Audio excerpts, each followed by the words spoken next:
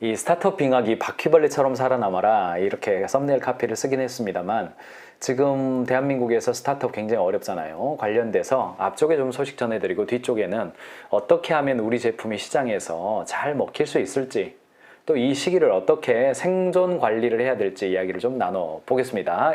인사 이 정도 나눈 것 같고요. 자, 실시간으로 보시는 분들을 위해서 우리가 인사 나누고 있고요. 자, 녹화 누르고 이야기 시작하겠습니다. 네, 반갑습니다. 에자일 스케일업 스타트업 빙하기 바퀴벌레처럼 살아남아라. 네, 아이스에이지 이미지 제가 가져왔습니다. 자타가 공인하는 스타트업 빙하기입니다. 2022년 11월자 SBS 뉴스를 보니까요. 이 정도로 어렵습니다. 투자 끊긴 스타트업. 스타트업 투자 끊기고 안 되면 자연스럽게 시장의 원리에 따라 도태될 수도 있고 그렇죠. 그런데 최성진 코리아 스타트업 포럼 대표가 실력은 있지만 빠르게 성장했던 스타트업들이 후속 투자를 못 받아서 쓰러지지 않을까 걱정이 좀 있고요. 이렇게 이야기를 했습니다. 이게 작년 연말 이야기예요. 그런데 올해 5월 22일자 KBS에서 뉴스 꼭지를 하나 땄습니다. 쿠팡 배민 신화는 더 이상 안 나올까? 구조 조정 나선 국내 스타트업계 이렇게 했습니다. 쿠팡하고 배달의 민족 우리나라의 유니콘 기업으로서 세계 시장에 내놔도 우린 이 정도 스타트업이 있는 나라다. 우리는 대한민국 다이나믹 코리아다 얘기하는데 문제가 없었죠. 그런데 2022년 연말 결산이 끝났잖아요. 5월 22일이니까 끝났어요. 해보니까 토스, 우리의 믿었던 토스 영업손실 마이너스 2,472억. 마이너스 2,400억. 컬리 2조 매출의 영업손실 2,300억. 네.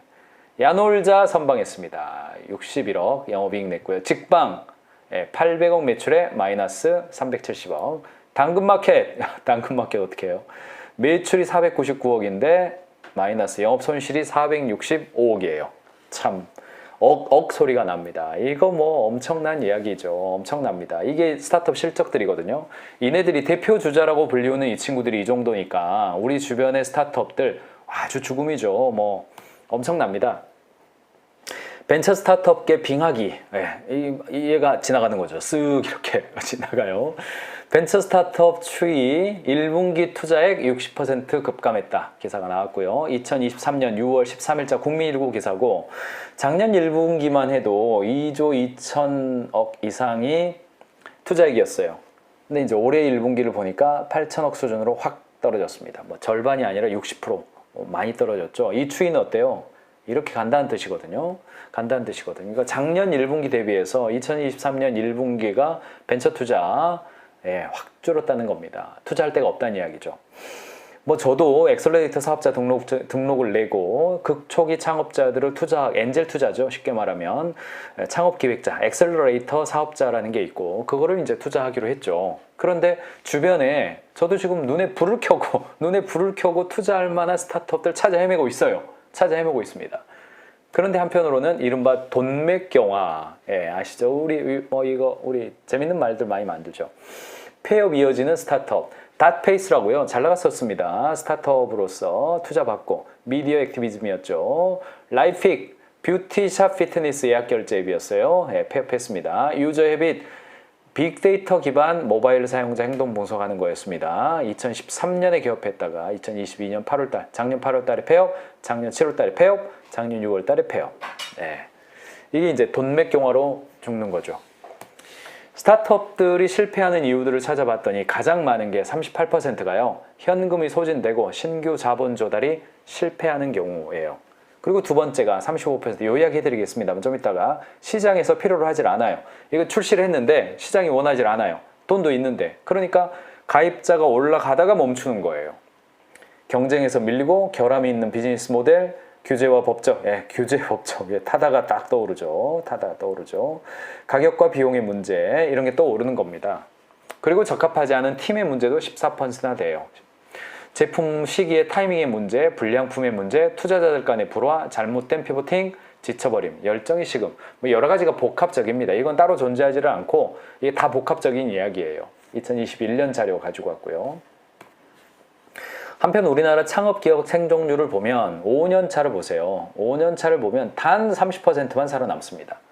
단 30%예요. OECD 평균을 보면 40%입니다. 창업을 하면 뭐 망할 수도 있고 안 될 수도 있죠. 그런데 전체 평균으로 보면 대한민국 사회가 창업 비율이 굉장히 높아요. 창업하는 비율이 높습니다. 우리나라 사업자 등록주만 보더라도 약 많이 갔을 때 860만 사업자였고요. 지금은 700만 대로 줄어들었습니다. 700만 대로 코로나 상황 때문에 줄어들었고요. 아마도 올해 연말 통계 나오면 다시 800만 대로 복귀하지 않을까 싶은데 어쨌든 3년 이내에 우리나라는 절반 이상이 망합니다. OECD는 절반 조금 안 되고요.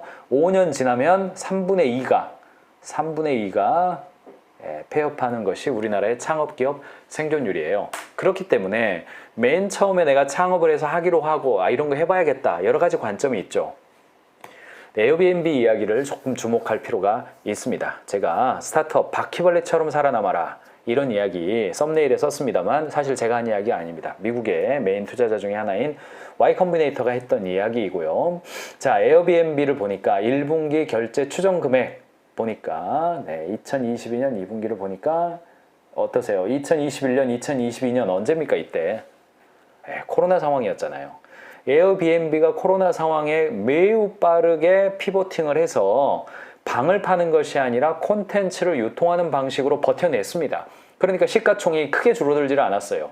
에어비앤비가 가지고 있던 그런 피보팅 정신, 모두가 망했다. 이제 에어비앤비 망했고 우버 망했다. 코로나 상황에서 어떻게 접촉이 되냐. 뭐 이랬는데 살아남았어요. 그 코로나 상황 속에서도 시가총액이 많이 떨어지지 않았습니다. 물론 좀 감축은 됐습니다만. 자, 에어비앤비 성공 원칙 7가지. 고객을 대량으로 확보하라.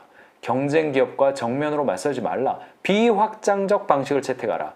초기 고객을 키워라. 간단하고 단순한 기술, 오프라인 도구를 활용하라. 처음에는 기술보다 활동을 장려하라. 고객의 눈으로 당신의 비즈니스를 보라. 이 디커플링에서 나온 이야기인데 디커플링 제가 어제 여기다가 이 책을 쌓아놓고 했는데 제가 8월 MBA 주제가 나왔어요. 명서, 아무튼 전략 명저들을 여러분들에게 제가 소개해 드릴 겁니다. 에어비앤비가 이렇게 살아남는 데는요, 비선형적인 활동이 핵심이었습니다. 제가 오바마 후보하고 맥체인 후보하고 이게 뭡니까? 그 그 공화당하고 민주당하고 경선 시절이잖아요. 그러니까 공화당도 캘리포니아에 와서 경선을 하고 민주당도 캘리포니아 와서 경선을 하는 거예요. 당시에 메인 주자 2명이었잖아요. 그렇기 때문에 에어비앤비의 숙박을 공유했지만 얘네들이 시리얼을 판 거예요. 돈이 없으니까. 숙박을 팔아야 되는데 에어베드 앤 브렉퍼스트 처음 이름이었죠. 오니까 시리얼을 갖다가 이렇게 경선하느라고 이 당원들이 모여가지고 숙박 장소가 많이 필요하잖아요. 그러니까 그런데 돌아다니면서 시리얼 팔았단 말이죠. 그래가지고 이제 버텨낸 겁니다. 이 시리얼 회사였다고 이 질문이 나온 이유가 그거예요. 버텨낸 거예요.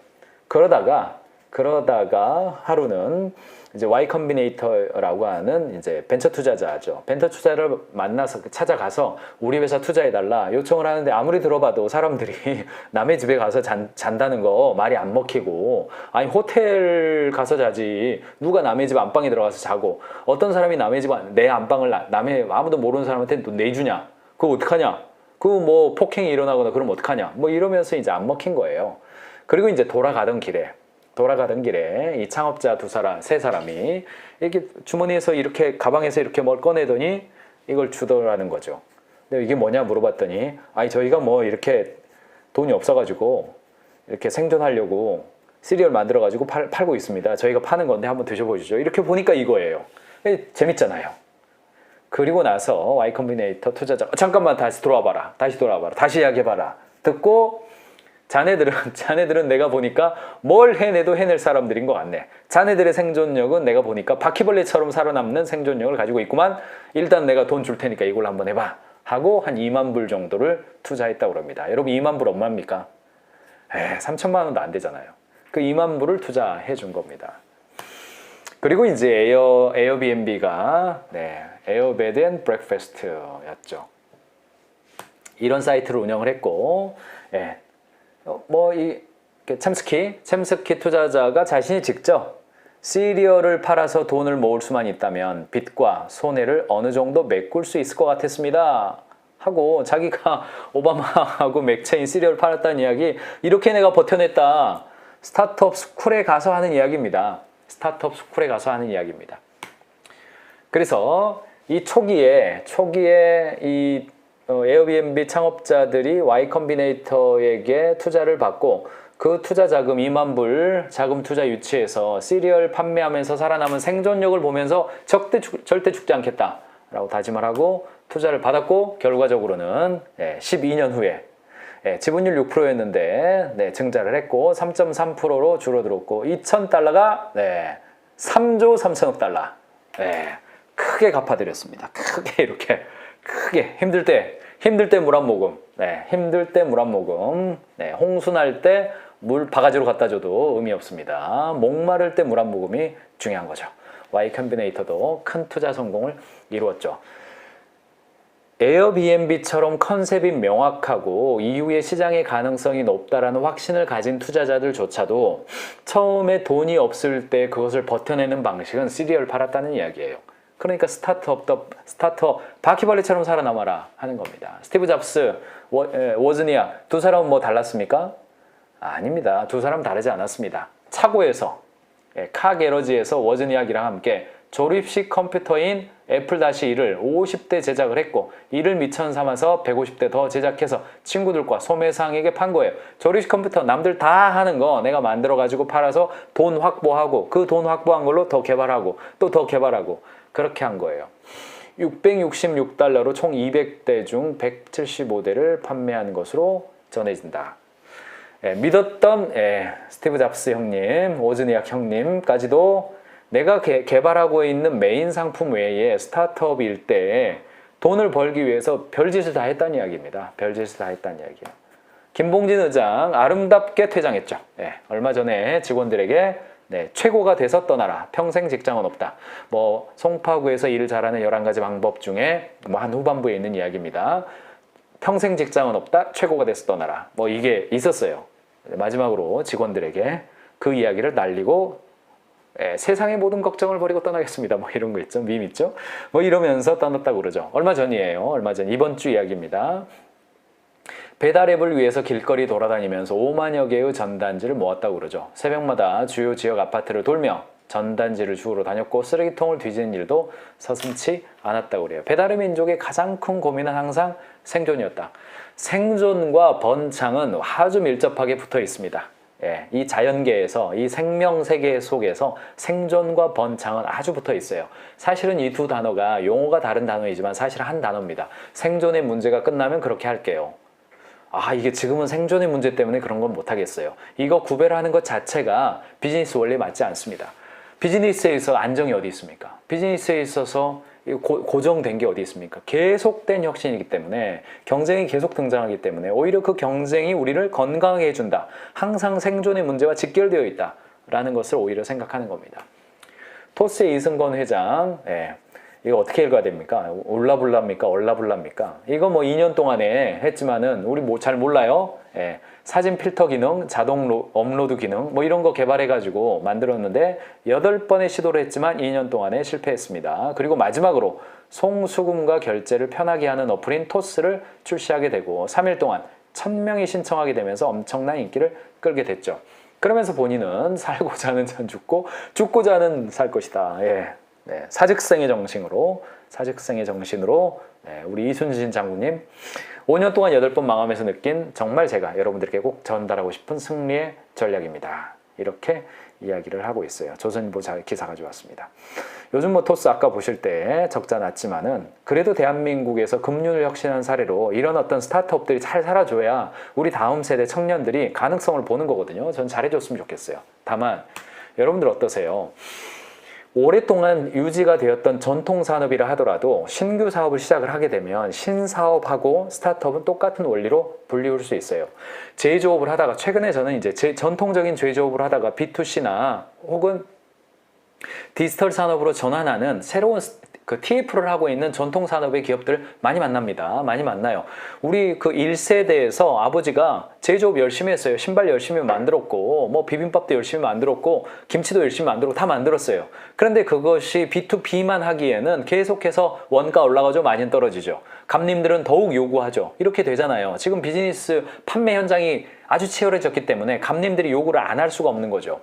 그래서 우리도 직접 고객을 만나보자. 지금은 D2C의 시대가 되었다. 해서 새로운 시도를 해요. 그러면 스타트업과 똑같은 흐름을 겪습니다. 자, 제프리 모어에 따르면 자, 제품 시장 곡선이잖아요. 처음에 들어갈 때 이노베이터, 얼리 어댑터, 전기 다수 수용자, 후기 다수 수용자, 지각 수용자. 시장은 대부분 이렇게 나뉜다는 이야기죠. 그래서 초기 시장에 진입하는 것은요. 이 스타트업이 제품의 프로토타입이 검증되고 MVP까지 출시가 되면 초기의 얼리 어댑터들 약 여기까지를 한 15% 정도 잡잖아요. 정확히 14%라고 했습니다만 그 정도 잡아요. 지각 수용자 한 30% 적으면 15% 정도 잡습니다. 나머지가 주류 시장이에요. 문제는 뭐냐면 이 데스밸리, 이 죽음의 계곡. 초기 얼리 어댑터들까지 수용이 되고 이것이 메인 시장으로 넘어가기까지 데스밸리, 초기 캐즘이라고 부릅니다. 초기 시장에 출시하면 이런 거 새로운 걸 좋아하는 사람들은 좋아하지만 대중시장으로 넘어가기까지 죽음의 계곡을 넘어가야 된다는 거예요. 이때 넘지 못하면 스타트업들은 소리 소문 없이 사라지게 되는 거죠. 시장에서 일부 고객들은 좋아했지만 나의 비용을 커버할 수 있을 만큼의 고객을 확보하지 못한 채 비용 적자만 떠안다가 결국은 사라져 버리게 되는 거예요. Y 컴비네이터 창업자 폴 그레이엄, 아까 그 바퀴벌레 이야기 하신 분, 좋은 동업자를 만나라. 스타트업이 살아남는 13가지 방법. 1번, 좋은 동업자를 만나라. 혼자 하려고 하지 말아라. 그렇게 힘들다는 이야기죠. 2번, 제품과 서비스를 빨리 출시하라. 아이디어를 계속 발전시켜라. 고객 입장에 서라. 실제 고객을 만족시키자. 초기 고객을 VIP로 대우하자. 무엇을 성장 지표로 삼을지 정하자. 투자금은 투자자의 돈이다. 아무리 적어도 매출 발생은 좋은 징조다. 방해 요소를 제거하라. 묵묵히 걸어가라. 포기하지 말라. 투자 유치에 실패할 수도 있다. 이런 조언들을 남겨주고 있습니다. 뭐가 느껴지세요? 바퀴벌레 생존력이잖아요. 바퀴벌레 생존력입니다. 버텨내라. 이겨라. 돈 관리 잘해라. 돈 벌어라. 이런 이야기입니다. 저도 IR 하는 공간에 많이 가보고 투자하는 심사자 입장에서 앉아보고 저도 이렇게 국가과제를 할 때 투자 좀 해주세요. 요청할 때도 있고 그런데요. 투자하는 공간들에 가보면 투자자들이 어떤 이야기 하냐면 그 스타트업 대표들이 발표를 하면 투자자들이 그 한두 번 만난 게 아니거든요. 그래서 대부분 하는 질문이 뭐냐면 지난번에 제가 요청한 거 하셨어요? 이렇게 질문을 해요. 그러면은 그 창업가들이 굉장히 당황해하면서 아직 준비 중입니다. 그러면 더 이상 질문을 안 하죠. 버텨내란 이야기예요. 실행을 하란 이야기죠. 아이디어 가지고 앉아있지 말란 이야기죠. 생각은 아무리 해도 부족하죠. 실행을 통해서 고객의 피드백을 빨리 받는 거. 이게 너무 중요하다는 이야기입니다. 최근에 가인즈에서 필독서로 선정했던 책이 있습니다. 생존을 넘어 번창으로 Survival to Thrival. 이 책이 있는데 가인즈 캠퍼스에 영상 자료 제가 업로드 해놨으니까 나중에 가셔서 가인즈 캠퍼스 회원이시라면 꼭 시청해 보시기를 바라고요. 여기에는 스타트업의 번창으로 가는 단계를 5단계로 얘기를 했어요. 첫 번째, 창업의 단계입니다.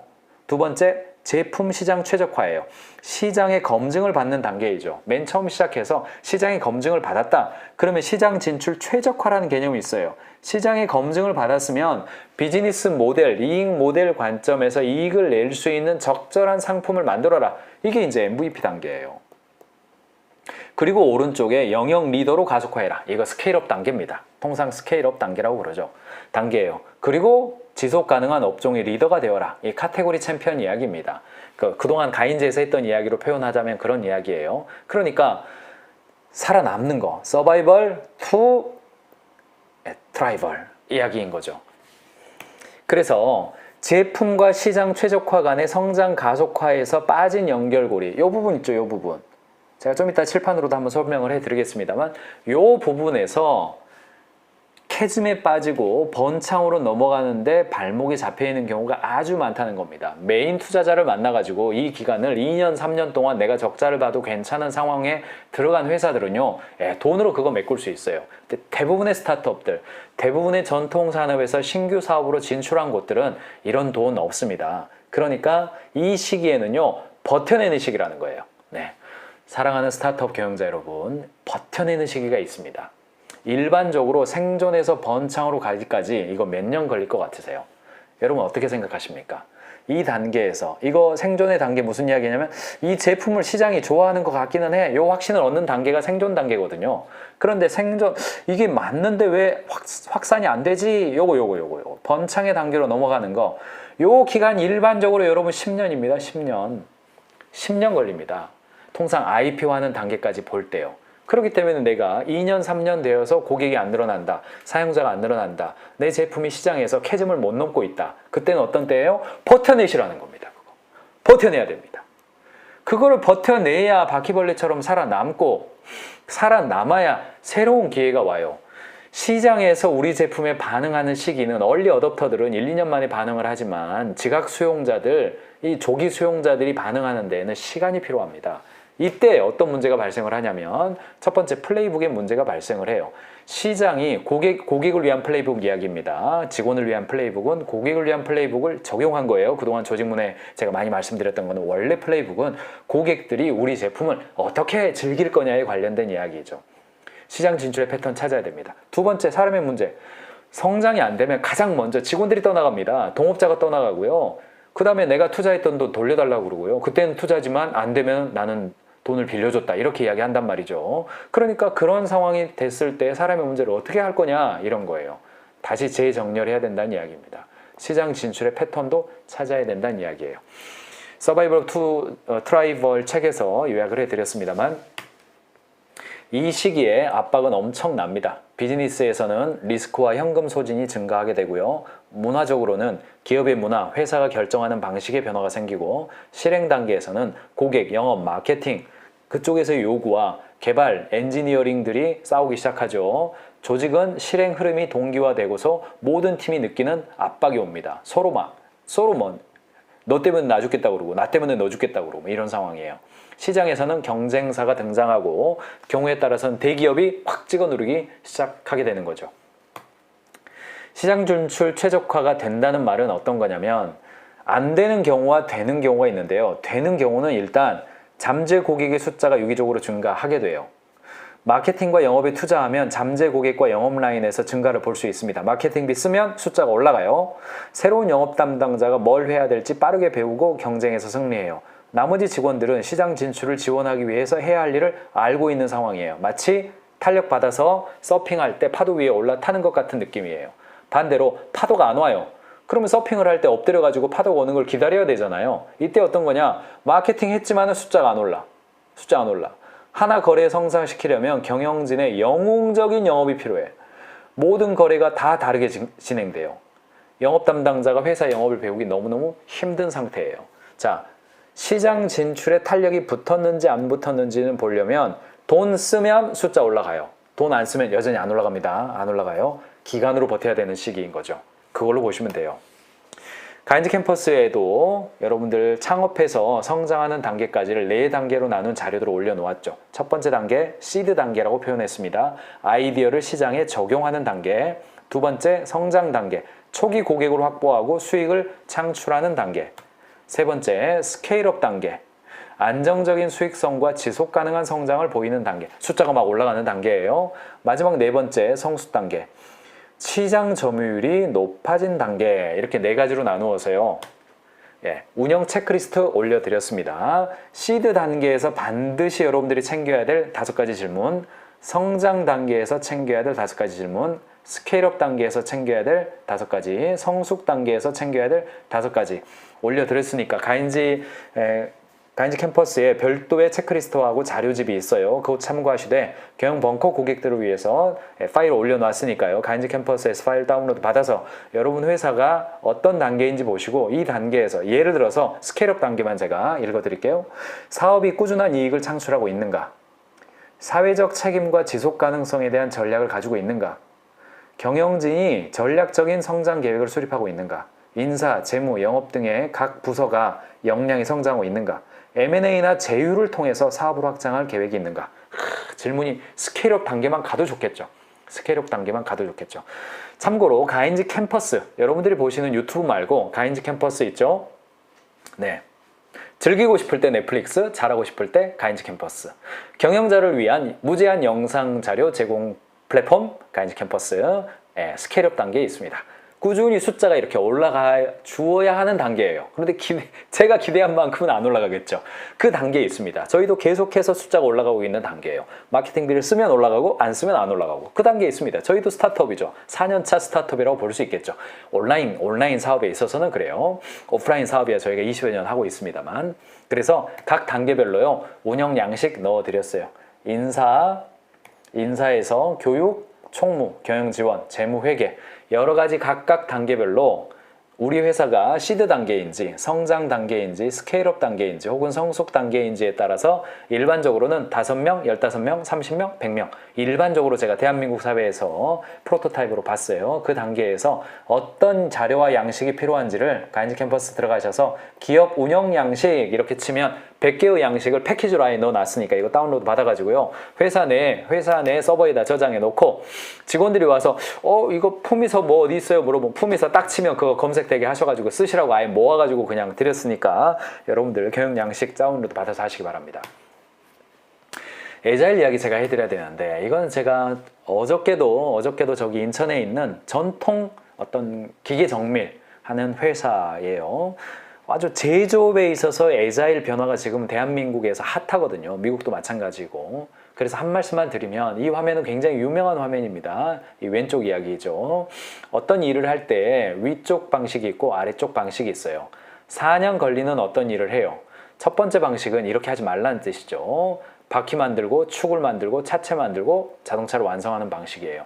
어떤 방식은 판 만들고 킥보드 만들고 자전거 만들고 오토바이 만들고 자동차를 완성하는 방식이죠. 이 여러 가지 비슷한 버전이 다 있습니다.